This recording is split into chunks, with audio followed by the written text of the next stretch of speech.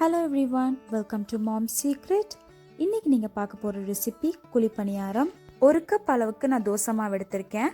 Next tempering எப்படி பண்றதுன்னு பார்க்கலாம் வாங்க. ஒரு சின்ன pan எடுத்திருக்கேன்.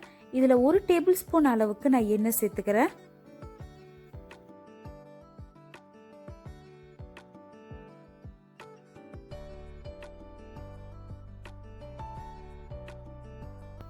எண்ணெய் நல்லா சூடானதுக்கு அப்புறம் நான் 1 டீஸ்பூன் அளவுக்கு மஸ்டர்ட் சீட்ஸ் கடுகு சேர்த்திருக்கேன். கடுகு நல்லா ஸ்பிளாட்டர் ஆனதுக்கு அப்புறம் நான் 1 டீஸ்பூன் அளவுக்கு cumin சீட்ஸ் சீரகம் சேர்த்திருக்கேன்.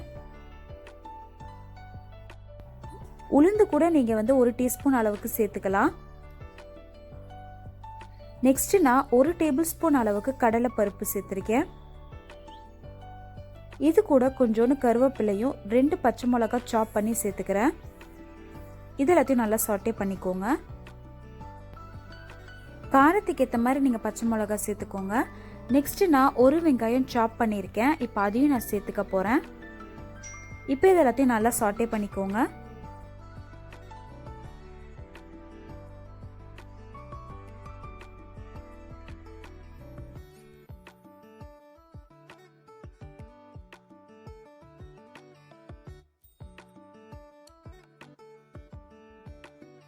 நான் ஆல்ரெடி மாவில் உப்பு சேர்த்துருக்கிறனால இப்போ இதுக்கு தேவையான அளவு மட்டும் உப்பு சேர்த்துக்கலாம்.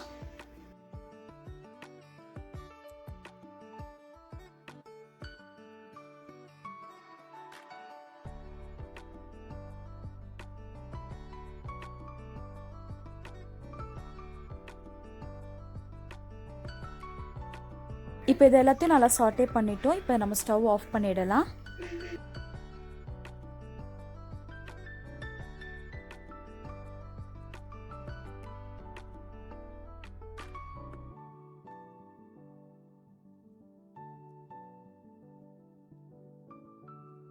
இப்போ நம்ம பண்ணி வச்சுருக்க டெம்பரிங்கை இந்த மாவில் சேர்த்துட்டு நம்ம மிக்ஸ் பண்ணிட போகிறோம். ஸோ கடைசியாக நான் 1 கை அளவுக்கு கொத்தமல்லி சாப் பண்ணி வச்சுருக்கேன். அதையும் சேர்த்துட்டு நல்லா மிக்ஸ் பண்ணிடலாம். ஈவினிங் டைமில் ஒரு சிம்பிளான ஸ்நாக் பண்ணுறதா இருந்தால் இது நீங்கள் வீட்டில் ஈஸியாக ட்ரை பண்ணி பாருங்கள். ஜஸ்ட் வெறும் தோசை மாவு யூஸ் பண்ணி பண்ணுறது தான்.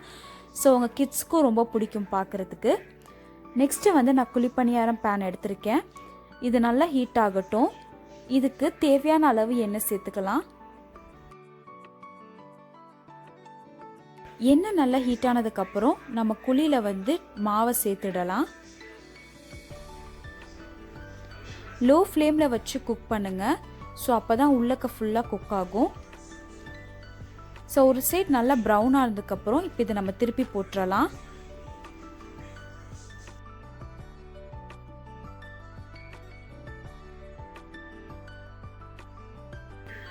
குழிப்பணியாரம் ரெடி ஆகிடுச்சு. 2 சைடும் நல்லா கோல்டன் ப்ரௌன் கலரில் குக் ஆகிடுக்கு பாருங்கள்.